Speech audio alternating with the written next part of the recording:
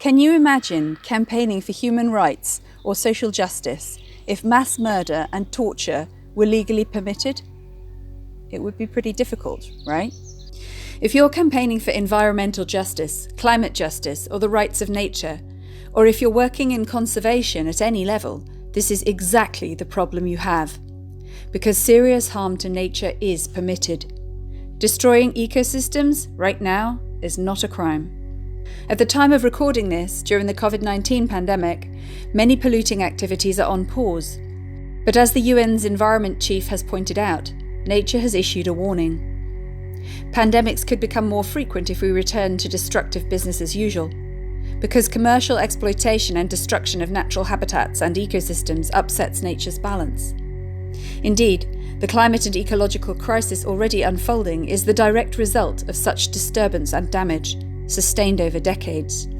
It is therefore imperative that we seize this moment to adjust our baseline rules, our laws, to temper corporate behaviour towards nature in order to preserve and nurture life.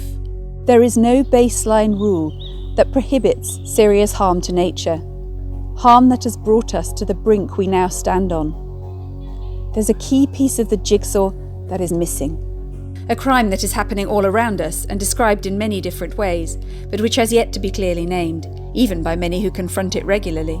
That crime is ecocide. Just imagine how much easier it would be to protect what we love and what supports life, from honeybees to chimpanzees, from rivers to rainforests, from fertile soil to living oceans, from food resilience to land stewardship, if it were a crime to destroy ecosystems. It would make all the difference. Even just using the term ecocide makes a difference. It highlights the agency that humans and especially corporations have. We are suffering a biodiversity crisis and ultimately a climate crisis because ecocide has been committed over decades. It should be a crime.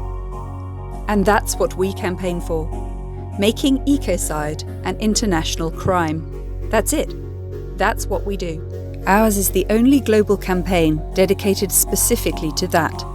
Most people don't even know it's possible, let alone that we're partway there. We're already working with international criminal lawyers to take this forward. We're already working with vulnerable states which are starting to call for it on the global stage. And when we succeed, everybody wins. Every campaign for every threatened species, every indigenous group fighting for ancestral lands and forests, every country struggling with toxic extractive industry, every ordinary human being wanting to leave a livable earth to their children. It all gets easier. It all starts to become possible.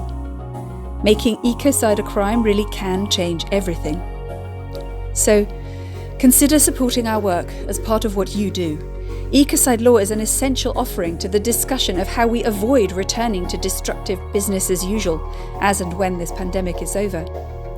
This is no longer just an idea whose time has come. It's the key missing piece to create a livable world. Join our public campaign at stopecocide.earth and sign up as an Earth Protector to help fund this vital work. Thank you.